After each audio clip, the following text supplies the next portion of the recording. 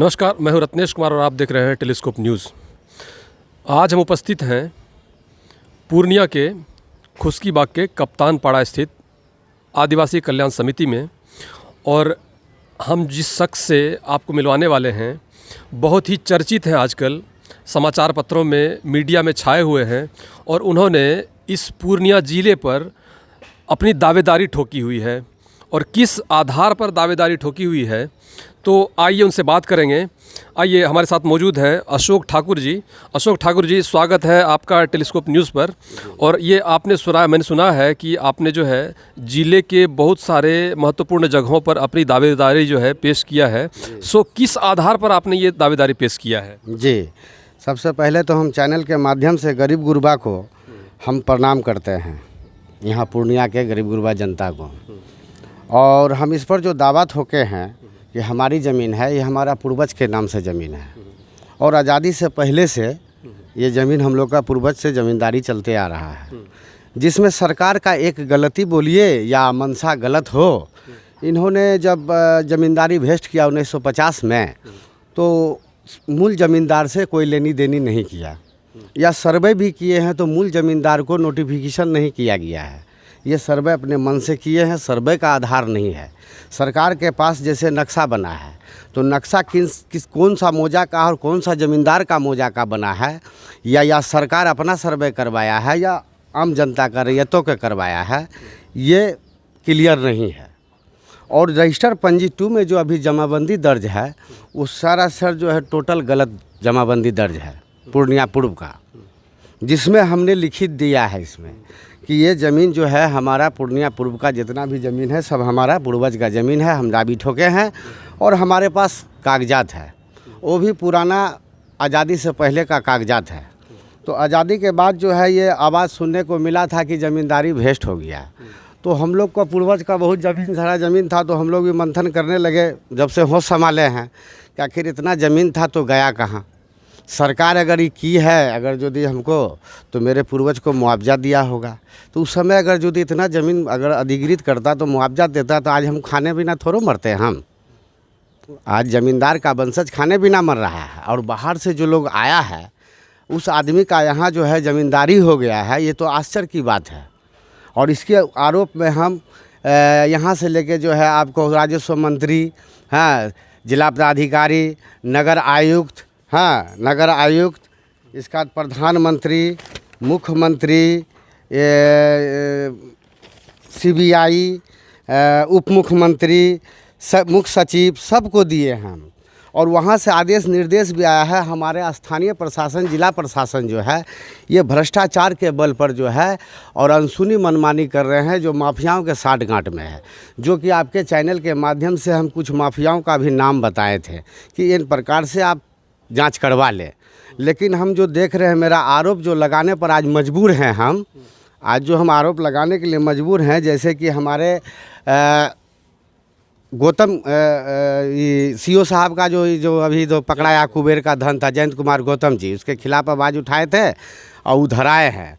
और अभी आपको जो है ADM साहब हैं, जो उनका नाम शायद रमन जी के नाम से ऐसा ही है ना, हमारे जो ADM साहब हैं। तो आपने जो दावेदारी पेश की है, तो आपने संबंधित कागज़ जो है वो जमा करवाया है न्यायालय में? नहीं, हमारा देखिए, हमारा कि मूल कागजात है ये हम पहले शो कर देंगे तो सरकार मेरा जो है पूर्वज का दलील और हमारा कागजात का खुलासा हो जाएगा।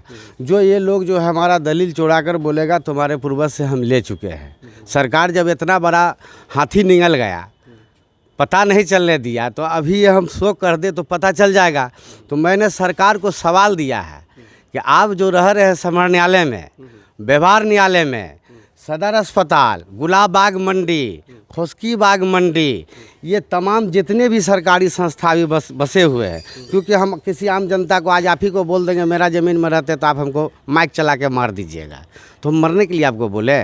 तो जो हमको विलुप्त किया है, जो मेरा अवैध कब्जा किया, बिहार सरकार मेरा अवैध कब्जा करके रखा है ज़मीन, ना तो हमको उसका मुआवजा दे रहा है, ना ही तो हमको वो किराया दे रहा है। यानी उनका मंशा है कि हमारे साथ जो है मौलिक अधिकार जो है साफ मेरा छीन लिया है, जैसा लगता है कि मुझे जीने का अधिकार नहीं है।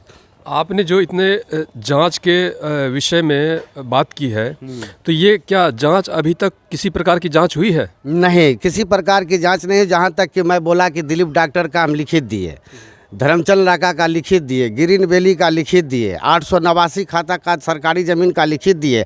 हम एन प्रकार का नाम बताते हुए साहब लोगों को कि इस पर आप कार्रवाई कीजिए, मेरे नाम से नोटिस भेजिए, आप हमको पार्टी बनाइए। आपको अगर नहीं समझ में आ रहा था हमको भी नोटिस करके बुलाइए। तो इसमें हम एडीएम साहब को कॉल किए कि हजूर, हाँ आपको हम शिकायत किए हैं लिखित, इस तरह का हो रहा है, उसमें निर्माण काम हो रहा है और इसको रोक लगाइए। तो हमको बोले कि हमको पुलिस प्रशासन मेरे हाथ में नहीं है। एडीएम साहब बोले हमको कि हमको पुलिस प्रशासन मेरे हाथ में नहीं है, तो हम क्या करेंगे। तो हमने सवाल किया कि पुलिस प्रशासन है किसके हाथ में, तो उन्होंने बताने से इनकार कर गया। तो इसमें बोला देखो बहुत बड़ा मामला है ये। तो हम बोले बहुत बड़ा मामला है तो बहुत बड़ा अधिकारी भी तो आप हैं, तो आप इस पर कार्रवाई कीजिए, आप क्यों माफिया से डरते हैं। तो इन्होंने कोई जवाब देने से इनकार किया, बल्कि हमको और झूठा मुकदमा करके हमको फंसा दिया। जैसे कि सिटी में कचरा डंपिंग का हमने विरोध किया था, एसडीओ साहब को हमने बोला था, एडीएम साहब को, कि इसमें भ्रष्टाचार का मामला है, जांच कीजिए। वो क्या काम किए, हमारे ऊपर जो है नोटिस करके केस कर दिए, लेकिन कार्रवाई नहीं किए और ना ही इसका जांच करके बताया। ज़बरदस्ती कम से कम 50-60 को फोर्स रख कर डीएसपी साहब खुद गए थे, वहाँ बंदूक के नोक पर कचरा गिरा रहा है, बताइए। और ये जो कोची कहता है बैंक का जो है रुपया जाता है तो 2 गो गार्ड के भरोसे जाते हैं। इतना बड़ा आदमी का जो है सुरक्षा जो है 2 गो रोड पर गार्ड का करते हैं, एगो कचरा गिराने के लिए आप इतना बड़ा जो है संख्या में लेके 60 को, हमारे पास वीडियो है। हमको तो देख के आश्चर्य हुआ कि कचरा के लिए इतना फोर्स है और ये जो है पूर्णिया का जनता के लिए कोई सुरक्षा नहीं है, जहाँ तहाँ जो है मार देता है। जब हम आवाज़ उठाए हैं ना, आज हमको सब अधिकारी पदाधिकारी, ये थाना, आपको अंचल, जिला प्रशासन, अभी तो कलेक्टर साहब आए हैं, हम इनको तो दोषी नहीं ठहरा सकते हैं। सुहर्ष बगर जी को तो अभी हम दोषी नहीं ठहरा सकते हैं, क्योंकि वो जांच कर रहे हैं। जिस दिन उनको ज़रूरत लगेंगे सुहर्ष बगर जी को, डीएम साहब को, तो हम तो बोले हैं कि आपको जांच में सहयोग करेंगे और खुल के करेंगे और भ्रष्टाचार का उजागर करेंगे। तो हम तो कुछ का नाम भी बता रहे हैं और नाम भी बताने के लिए चाह रहे हैं, लेकिन यहाँ का अधिकारी पदाधिकारी जो है काम करने में मने दिलचस्पी नहीं ले रहे हैं। और ये एडीएम साहब हमको लगते हैं कि माफियाओं के साथ मिले हुए हैं। ये मजबूर है हम बोलने के लिए, इसलिए कि हम इसको लिखित दिए हैं, इनके व्हाट्सएप के द्वारा भी भेजे हैं, कागज़ मांगे हैं तो हम भेजे हैं, सारा चीज़ जानकारी लेते हुए। और इस तरह के हमारे साथ व्यवहार कर रहे हैं कि जैसे लगता है कि हमारा कोई अधिकारी ने, मौलिक अधिकार ख़त्म हो चुका है मेरा, मैंने लगता आतंकवादी हूँ, इस तरह का मेरे साथ व्यवहार करते हैं। और हमारे ऊपर जो है झूठा मुकदमा लगा कर तंग परेशान किए। ये जितना तमाम मेरा लिखा पढ़ी के पहले कोई मुकदमा नहीं है, ये जब से मैं उठा हूँ कि मेरी संपत्ति आप अवैध कब्जा कर लिए, इन लोग का भ्रष्टाचार का खुलासा कर रहे हैं, तो ये यहाँ का अधिकारी पदाधिकारी माफियाओं और सफ़ेदपोश माफियाओं जो राजनीतिक से बिलोंग करते हैं, अगर है हिम्मत जिला प्रशासन में, तो मैं एक एक का नाम बताने के लिए मैं तैयार हूँ। रसूखदार सफ़ेदपोश लोग का जो यहाँ आकर किस तरह से तांडव किए हैं। तो आपके हिसाब से जो आपने कहा कि रजिस्टर्ड 2 ही पूरा गलत है, तो ये रजिस्टर्ड 2 में लगभग 14 लाख से अधिक जमाबंदी है। तो आपके कहने का मतलब है कि ये 14 लाख जमाबंदी जो है ये सारा गलत है? जी एकदम गलत है। हम तो बोले हैं कि एक भी जमाबंदी सत्य, अगर डीएम साहब जिसमें आप हैं वही सत्य है, वो तो सत्य होना चाहिए, क्योंकि सरकार है, आपका नियमावली सही होना चाहिए। आज जैसे डॉक्टर जान रहा है कि ये पॉइजन है, वो खाएगा नहीं, हम लोग को नहीं मालूम है, वो दवा खा सकते हैं, मर सकते हैं, लेकिन जिसको जानकारी, जैसे वकील को कानून का ज्ञान है, वो कभी भी गलत काम नहीं कर सकते हैं। अगर यदि वकील साहब गलत कर लिए तो फिर उसका वकील का कोई मायने नहीं रह जाता है। गलत होता है। संवैधानिक पद पर रहकर आप गलत काम ना करें, इसका विरोध किए हैं। एडीएम साहब का जो हम मंशा देखे हैं, और भी अधिकारी पदाधिकारी को जो अभी मंशा देख रहे हैं, वो कमाने आए हैं, ब्रोकरी करने आए हैं, वो जनता का समाधान करने नहीं आए हैं। मैं हाथ जोड़ के बोला हूँ कि आपको हाथ जोड़ते हैं, पूर्णिया का जितना भी गरीब गुरबा है, मैं उसका समस्या का समाधान करने के लिए मैं सहयोग करूँगा। मैं ज़मीन दूंगा, आप उसको मकान दीजिए, लेकिन भू माफियाओं पर, रसूखदार लोगों पर आप कार्रवाई कीजिए। हम जब शिकायत करते तो हर तेज़ी से जो है अवैध कब्जा हो रहा है, और तेज़ी से काम होता है। तो इसका मतलब क्या हम समझें?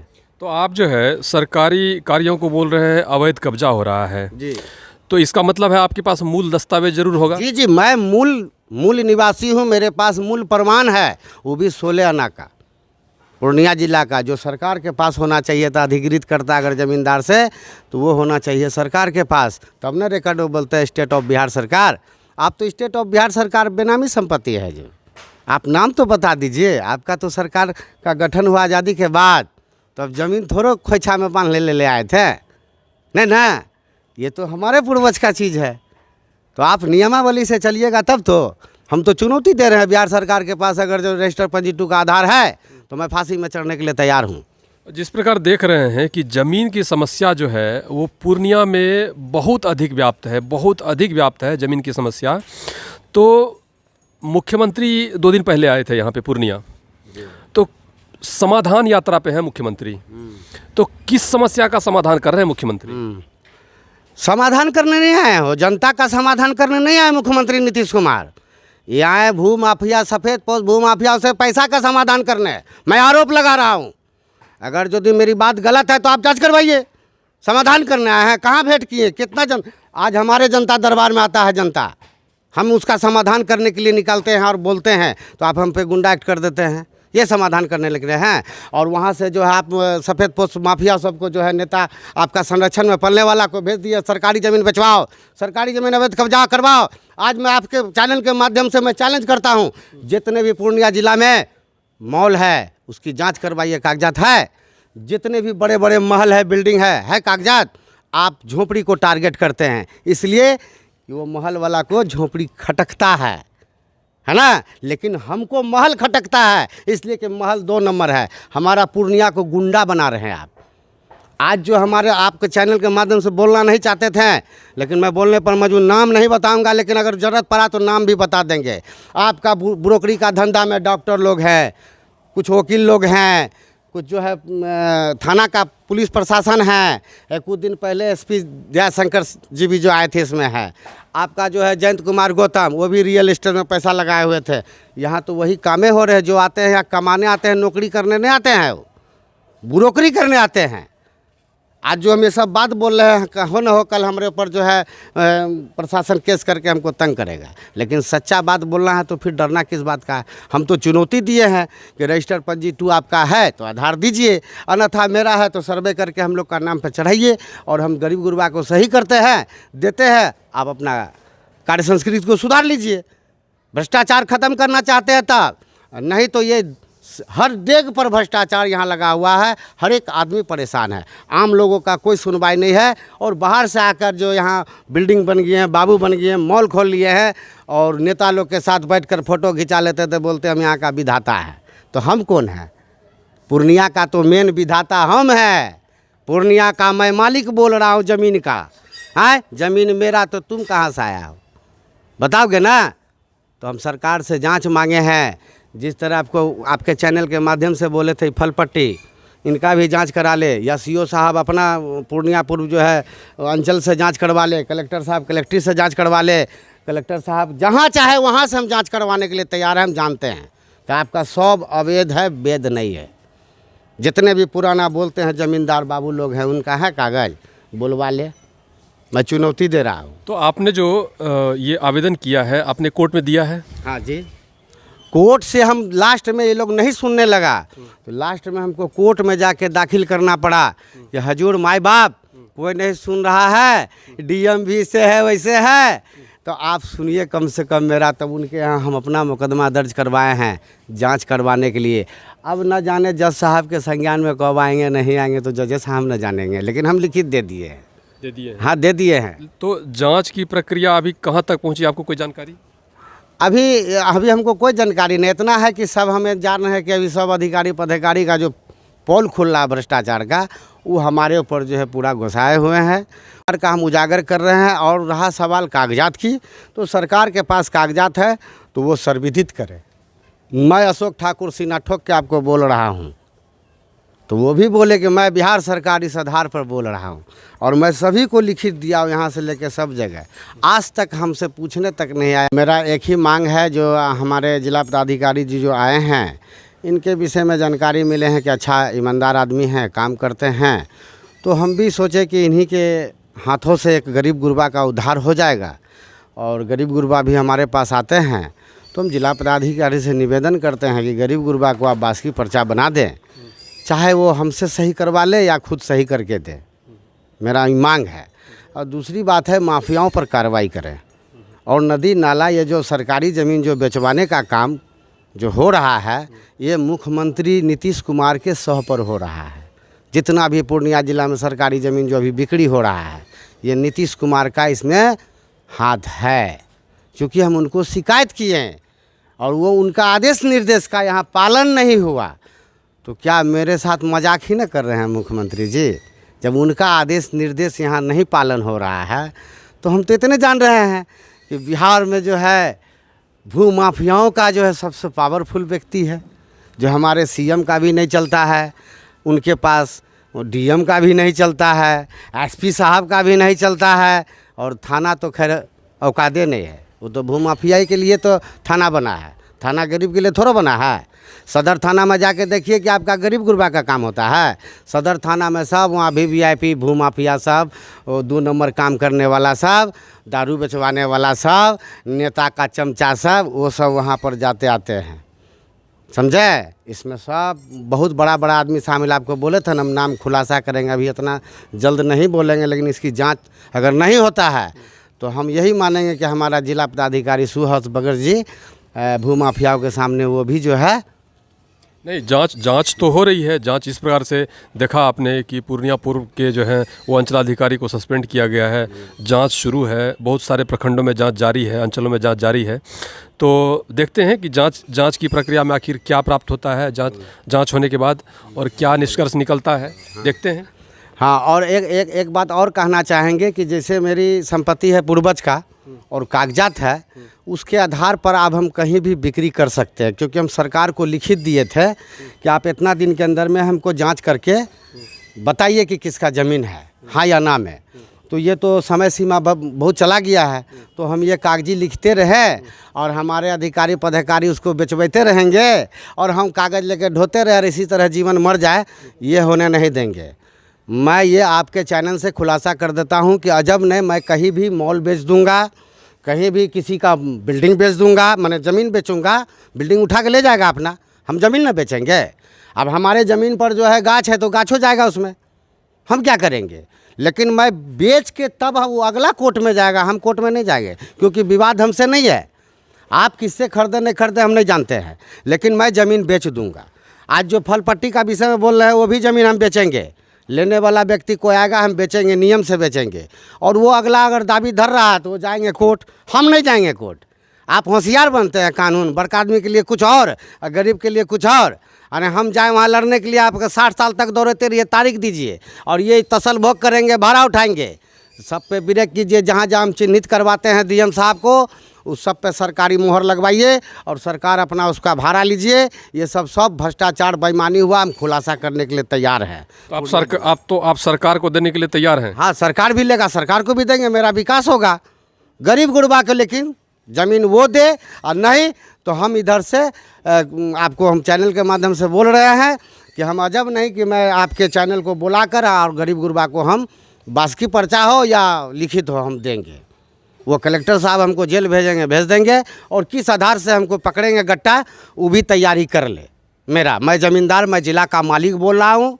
अगर उसका आपत्ति है तो किसी को भी आपत्ति है, गरीब गुरबा छोड़ के जितने भी पावरफुल व्यक्ति हैं, अगर मेरी बातों से आपत्ति है तो आप न्यायालय में बुलवा लीजिए, हाँ, या यहाँ के आप मिलान कर लीजिए। जैसे भी सेटलमेंट करना हो आपको करना होगा, क्योंकि संपत्ति हमारी है। आज़ादी से पहले के पास मेरा रिकॉर्ड है, आज़ादी के बाद आप जो है रिकॉर्ड गलत बनाए हैं, जिसका आधार नहीं है, आप मिलान करवा दें। तो ये कहना था अशोक ठाकुर जी का कि ज़मीन जो है इनकी है, मूल दस्तावेज इनके पास मौजूद है और ये सक्षम पदाधिकारी के सामने वक्त आने पर ये उस दस्तावेज को दिखाएंगे, ऐसा इनका कहना है। और देखें जांच होती है कि नहीं और जांच के ऊपर क्या निर्णय आता है उसका इंतज़ार रहेगा। और अन्यथा स्थिति में अशोक ठाकुर जैसा कह रहे हैं कि वो उस ज़मीन को बेच देंगे, वो जिसे भी बेचें, और फ़िलहाल उस ज़मीन पर किसका कब्जा है नहीं है उससे उनको कोई मतलब नहीं है। इनके हिसाब से वो अवैध है और वो ज़मीन इनकी है, ये उस ज़मीन को बेचेंगे।